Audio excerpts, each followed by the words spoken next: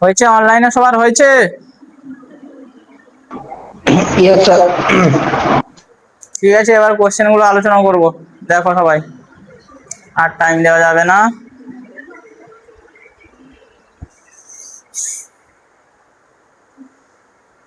দেখো, আচ্ছা, প্রথমে কি বলেছে? দ্রাঘিমা হিসেবে পূর্বতম প্রান্তে অবস্থিত ভারতের রাজ্যটি হলো।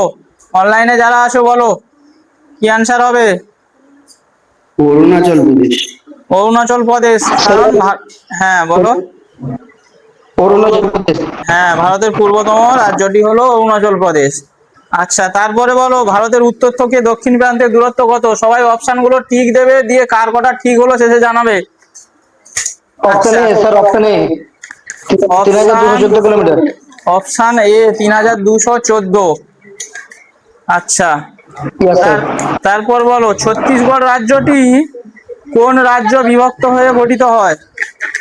Sir, Madhya Pradesh. Option A. Option A Madhya Pradesh. কত সালে হয়েছিল বলো তো? স্যার, কত সালে হয়েছিল? 2000 সালে হয়েছিল। 2000 সালে হয়েছিল, বুঝলে? Yes sir. হ্যাঁ, তারপরে এ করো, ভারতে তার 4 নম্বর, ভারতের মোট উপকূল রেখার দৈর্ঘ্য কত হবে? Sir, option A 7517 kilometre. হ্যাঁ, কারণ ওটা 7516 দশমিক, তাহলে 6 ছিল। এবারে ওটা সবসময় একদম ওটাই থাকবে, ওরকম নয়। 15 দিতে পারে, সরি 16 দিতে পারে, আবার 17 দিতে পারে। ঠিক আছে, অপশান দেখে মারতে হবে। 7516 কিমি, সরি 17 কিমি। আচ্ছা, অপশান এ। তারপর ভারতের সর্বোচ্চ মালভূমি কোনটি? Sir, Ladakh. Ladakh. Option B.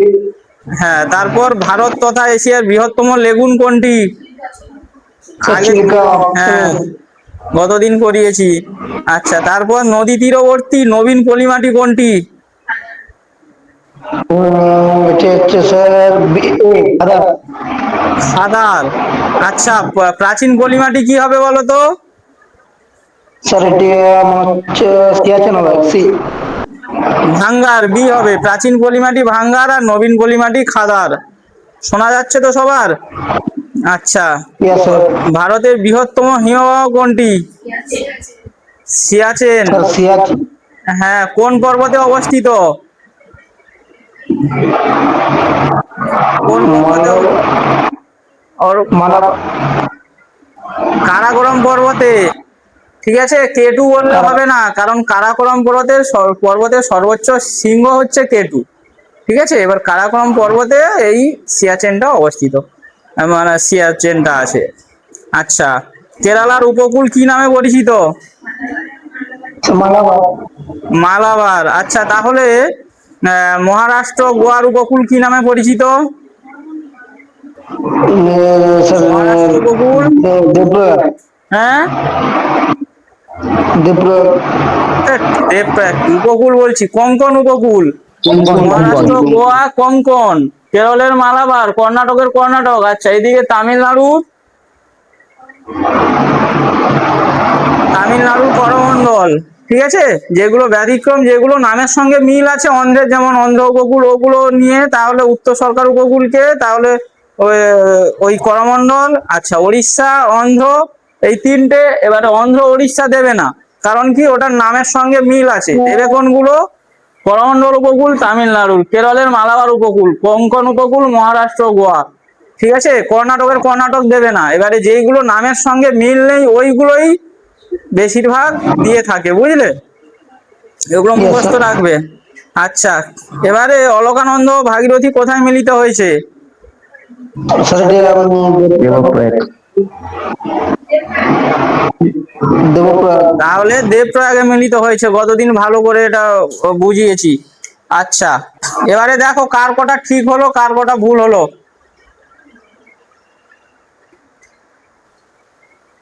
বলবে সবাই কে কত নাম্বার পেলে। 1 2 3 4 5 6 7।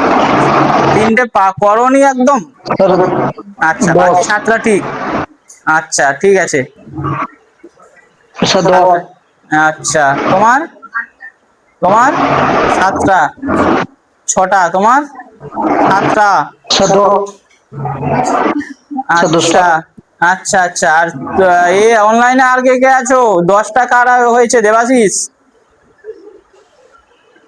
Yes sir. হ্যাঁ, তুমি অফলাইনে আসো না তাই তো? এখানে আসো না ক্লাসে? না স্যার। আচ্ছা আচ্ছা, ঠিক আছে, না ভালো স্যার। করে পড়ো। আচ্ছা, আর তুলসী? হ্যাঁ স্যার, আমার হয়নি 5টি। আচ্ছা, তারপরে কে আছে বলো তো? বাবলু, বাবলু, জ্যোতি, সামন্ত, তোমরা কারা কারা আছে বলো, কতগুলো হয়েছে? স্যার 9টা। 9টা, ঠিক আছে। আচ্ছা, ঠিক আছে, ওই ভালো করে সহজ প্রশ্ন দিয়েছি। আচ্ছা, এর পরের দিন আরো একটু ডিপ লেভেল থেকে প্রশ্ন দেবো, যা হবে প্রত্যেক ক্লাসে আমি, আমার ক্লাস যখন থাকবে এই বলে দিলাম, সেই ক্লাসে যত মানে আগের থেকে যতদূর পড়ানো হয়েছে আমি তার উপর করে 10 নাম্বারের কি 15 নাম্বারের একটা করে টেস্ট নেবো, ঠিক আছে? সবাই পড়বে, তার সঙ্গে প্রশ্ন ফলো করে আসবে, আর টেক্সট বই সবচেয়ে বেশি পড়ার চেষ্টা করবে। আর যেটা গতদিন কে ওই নোটের জন্য বলছিল বলো তো, দেবাশিস? হ্যাঁ স্যার।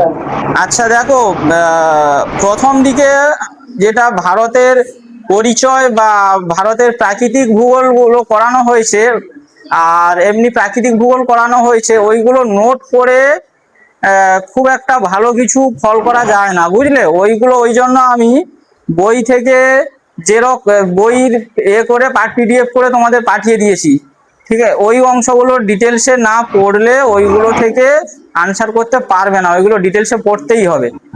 হ্যাঁ, ওইগুলো ওইগুলো তোমরা প্রিন্ট করে নিতে Yes, পারো, sir. আমি যেগুলো বই থেকে পাঠিয়েছি ওইগুলো ডিটেলসে পড়বে। আর তার সঙ্গে আমি বলে দিয়েছি কোন কোন অংশগুলো পড়তে হবে, তুমি ওই সময় ক্লাসে ছিলে না, অনলাইনে অনলাইন ক্লাসগুলো দেখে নেবে। আহ, মনে হয় প্রায় সবগুলোই আছে, একটা দুটো প্রবলেম হতে পারে অনলাইনে, সেগুলো থাকেনি, যখন নেটের প্রবলেম হলে একটা দুটো ক্লাস রেকর্ড করা হয়নি, বাকি সবই পেয়ে যাবে। কোন কোন অংশগুলো পড়তে বলেছি সেগুলো পড়বে, কি টাইপের কোশ্চেন হয় সব বলে দিয়েছি। হ্যাঁ, বাকি যেগুলো দরকার নোট, তবু আমি এর শেষে তোমাদের ওই প্রাকৃতিক ভূগোলের উপর একটা নোট দিয়ে দেবো। হ্যাঁ, মেন মেন কোশ্চেনগুলো ওপর দিয়ে আমি নোট দিয়ে দেবো, কিন্তু এখন তোমরা ডিটেলসে পড়ো যেগুলো পাঠিয়েছি। আচ্ছা, স্যার, হ্যাঁ বলো।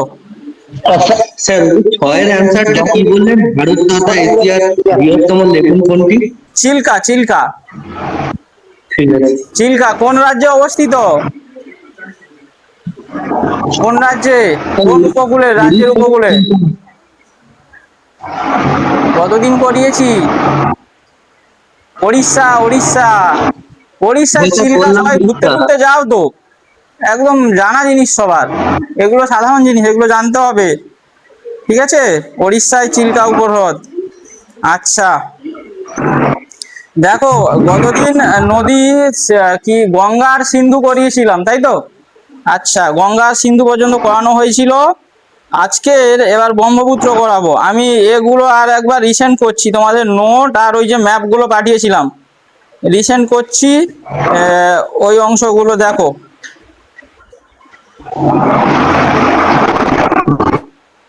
আর কিছু উপকূলও করাবো, আগে নদীটা শেষ করি তারপরে করাবো।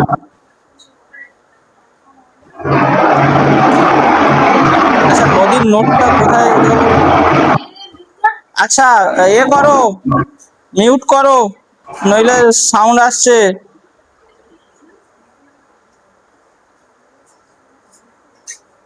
আচ্ছা, নদীর নোটটা কোথায় গেল বলো তো, কতদিন পাঠিয়েছিলাম? হুম হুম, আর ব্রহ্মপুত্র সঙ্গে আরো বাকি সব কিছু, পুরো নদী আজকে করাবো। হ্যাঁ হ্যাঁ হ্যাঁ হ্যাঁ হ্যাঁ হ্যাঁ, ওই নোটটা আমাকে দাও। আর অনলাইনে তো যাদের পাঠিয়েছিলাম ফোনে, তোমাদের যারা এখানে এসেছো তাদের হার্ড কপি দেওয়া হয়েছে, আর বাকি যারা অনলাইনে আছো বা যারা নোট পাওনি তারা ওই এটা খোলো, ফোনে যেটা পিডিএফ পাঠিয়েছি ওটা খোলো, সেন্টার থেকে ভারতের ভূপ্রকৃতি নদ নদীর ওপর যে নোটটা দেওয়া হয়েছিল ওটা খোলো। আমি ম্যাপটা আর একবার রিসেন্ড করছি। আচ্ছা, আমাকে ওইটা দাও তো, নোটটা একটু দাও তো, আমি নোটটা ধরে আজকে বলে দিই, সুবিধা হবে তোমাদের ধরতে। আচ্ছা দেখো, এবারে ব্রহ্মপুত্র নদীটা খোলো। সিন্ধু গঙ্গা হয়ে গেছে।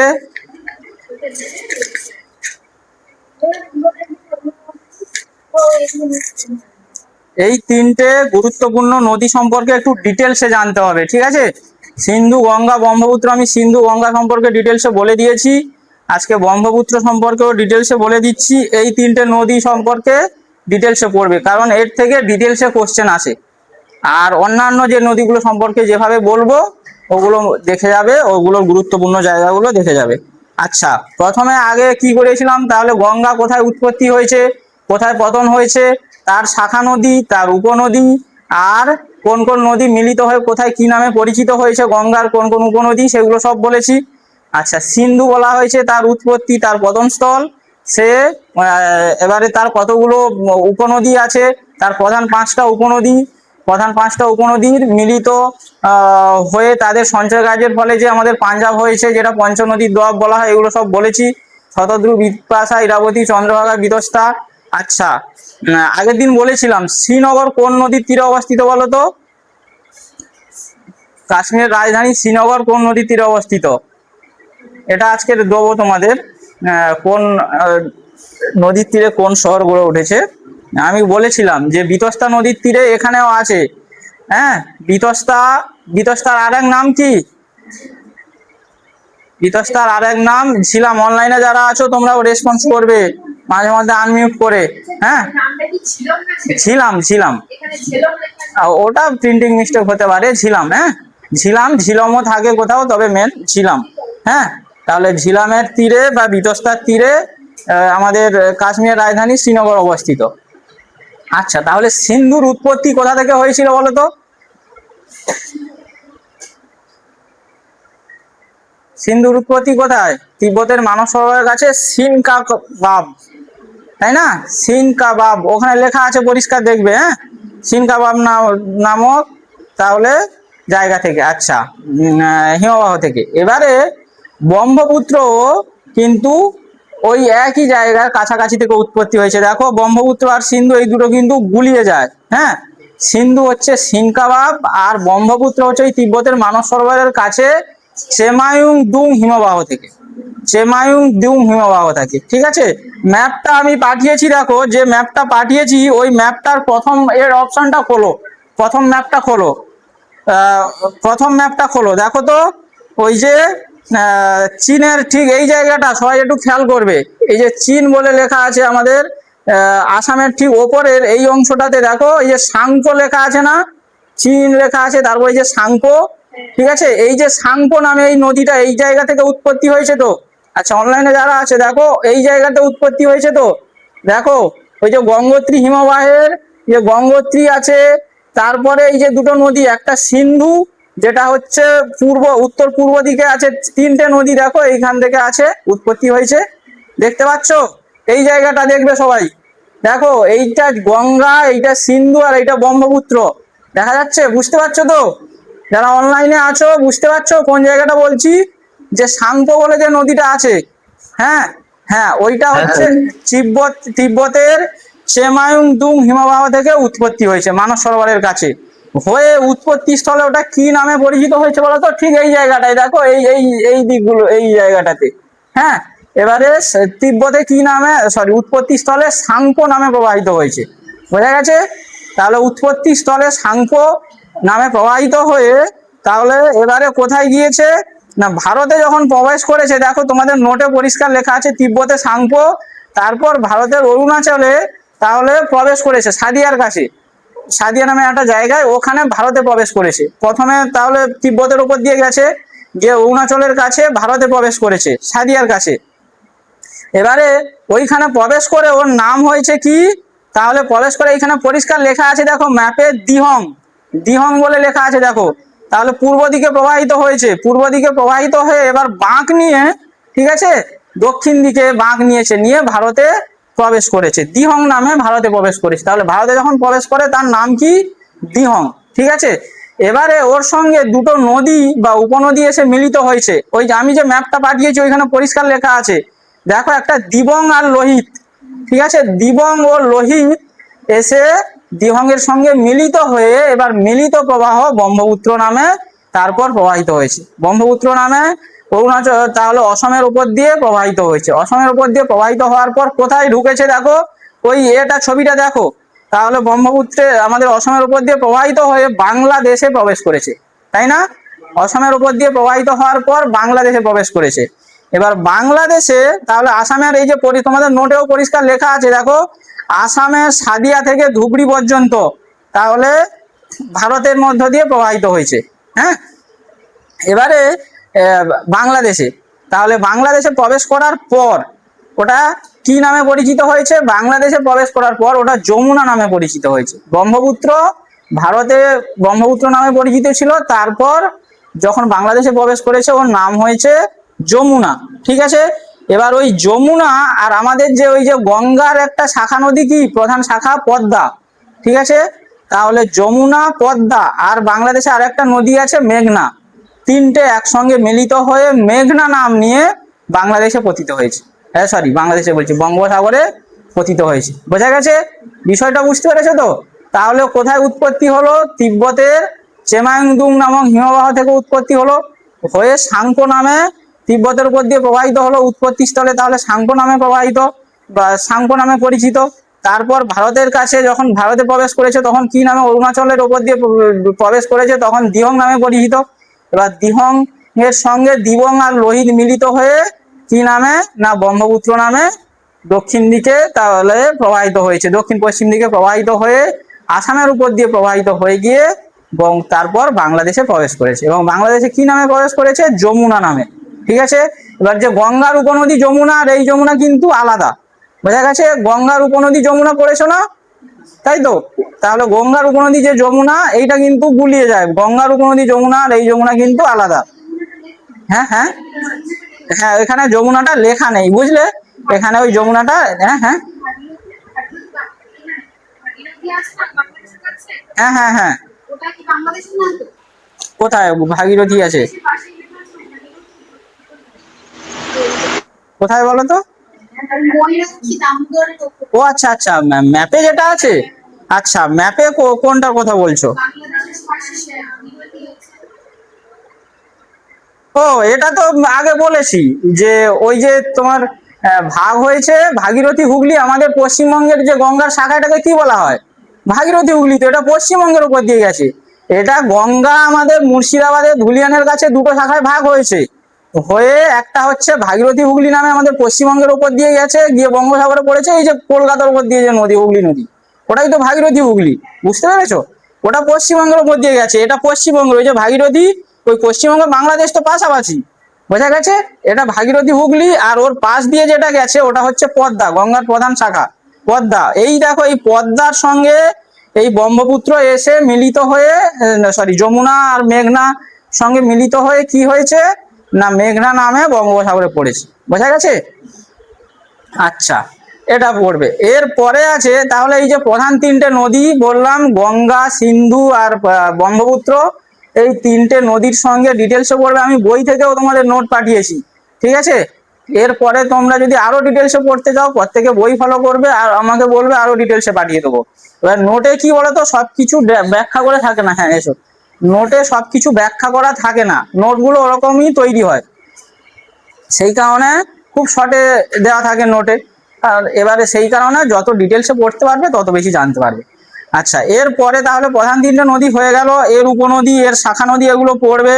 এর প্রধান উপনদীগুলি তাহলে ডান তীর থেকে সুবর্ণশিরি, কামেং, বাম তীর থেকে বুড়িডিং, ধানসিঁড়ি, এগুলো সব আছে। হ্যাঁ, এবারে যেগুলো, হ্যাঁ এবারে ব্রহ্মপুত্রের ওপর একটা খুব গুরুত্বপূর্ণ শর্ট প্রশ্ন আছে। পৃথিবীর বৃহত্তম নদী দ্বীপ, ঠিক আছে? পৃথিবীর বৃহত্তম নদী দ্বীপ দেখো আসামে ব্রহ্মপুত্র নদীর ওপর আছে, তার নাম কি? মাজুলি। ঠিক আছে, তোমাদের নোটেও দেওয়া আছে, আসামে ব্রহ্মপুত্র নদের ওপর মাজুলি পৃথিবীর বৃহত্তম নদীদ্বীপ। আর ভারতের বৃহত্তম নদীদ্বীপ বলা হয়, কারণ পৃথিবীর বৃহত্তম মানে ভারতের তো হবেই। আচ্ছা, এরপর একটা ক্যানিয়ন আছে যে পৃথিবীর বৃহত্তম নদী